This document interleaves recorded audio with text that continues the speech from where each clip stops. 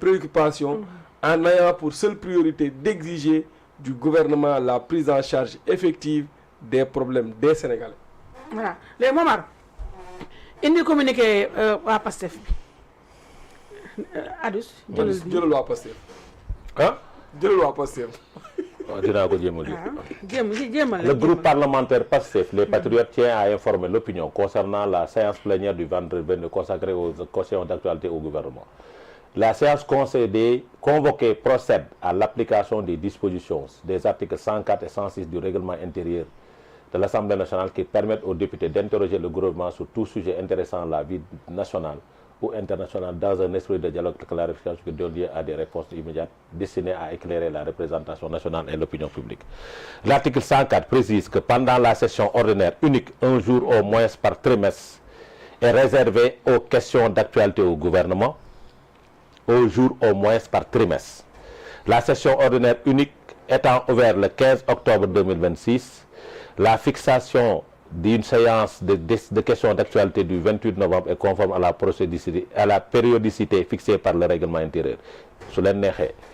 La date retenue par la séance des questions d'actualité au gouvernement a été soumise par le président de l'Assemblée nationale et validée par le bureau de l'Assemblée nationale et la conférence des présidents à la séance du 24 novembre 2025. La date a été arrêtée d'un commun accord avec le gouvernement conformément à la pratique parlementaire. La présidente du groupe parlementaire Takawale et la représentante des non-inscrits étaient bien présentes lors de la réunion du bureau et des conférences et n'ont soulevé aucune opposition ni réserve.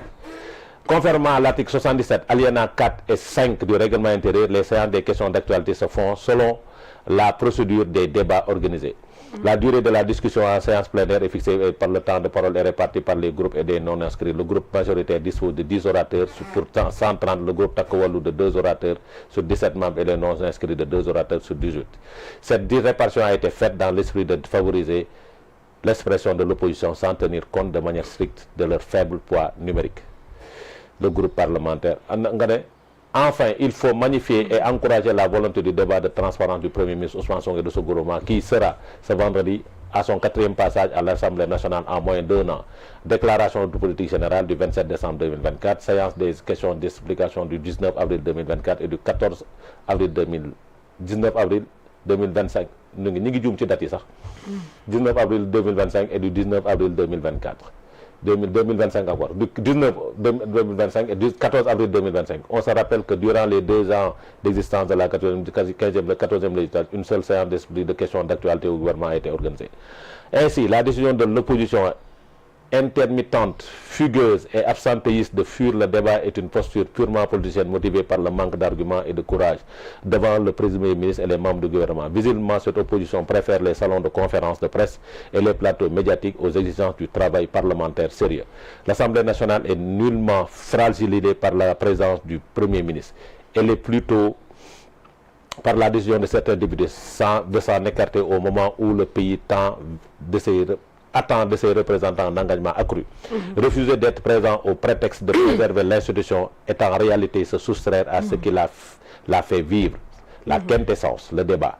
Se réclamer de la protection du Parlement tout en renonçant à y siéger ne peut convaincre personne. La responsabilité républicaine ne s'exerce pas à distance. La majorité réaffirme que l'Assemblée nationale demeure le cœur vivant de la démocratie sénégalaise et que rien ne saurait remplacer la présence, la constance et la loyauté envers le mandat confié par le peuple. Elle continuera de siéger avec sérénité et sens de l'État dans le respect des cadres fixés par la Constitution et par le règlement intérieur de l'Assemblée nationale que vous avez bafoué. Le groupe PASTEF, les Patriotes, invite ainsi ceux qui ont choisi le retrait à renouer avec l'existence fondamentale de tout représentant du peuple, répondre à l'appel du débat, participer à la construction de la vérité publique et honorer le mandat reçu. Le Parlement ne grandit que par ceux qui ont le courage d'y siéger.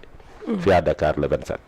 léegi Momar indil ma pour terminer Waly Diouf Bodian sama xarit bi bu ko defee ne leen tuuti yow yaa jël ñu njëkk commenté ñu wax de Momar mu gaa tuuti dimbali ma. jël ci Waly. déedéet ci boycott bi. Waly moom fan yii moom Momar dimbali ma mu gaaw Waly moom dama jaaxal si Waly rek mooy Waly gisuma ko benn mu attaqué Diomaye léegi Waly sama xarit bu bees bi moo wax lii nee na Le boycott de l'opposition parlementaire doit être regardé comme une posture désespérée. Nos amis paresseux ne peuvent pas, en l'état actuel des choses, construire une argumentation pouvant contrebalancer la ligne et les orientations du gouvernement. Ils vont se réfugier derrière un communiqué où transparaît une mauvaise foi que portent en bandoulière les deux damettes signataires. kii doomu ñaaw laa mi.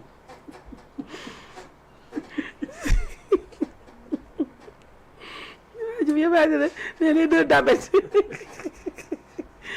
Ji bu ñaaw na ba nee na Anta Babacar waa ji bu ñaaw rek laa bëgg.